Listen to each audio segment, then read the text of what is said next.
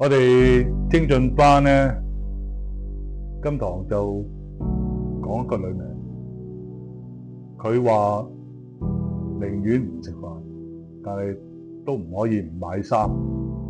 佢係邊個咧？大家都知道啦，佢就係張小慧。張小慧喺80年代，佢曾經好出名。點解咧？就係因為佢同鍾鎮濤婚姻失敗，而且喺嗰段時間佢有2億嘅欠債，而且係犯咗官非。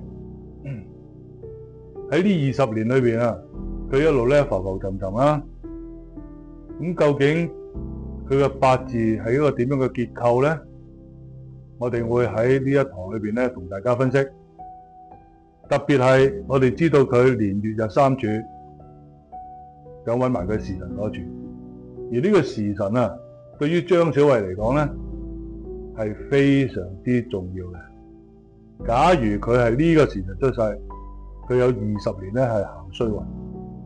但係假如佢遲2個時辰出世咧，佢可以咧一生咧係好輝煌，同埋咧好大成就，而且咧係權貴臨身。咁今次究竟我哋點樣可以揾到佢嗰個時辰咧？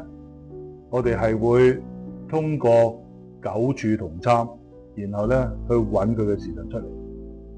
就係呢一堂咧，我哋要同大家分享嘅一個八字。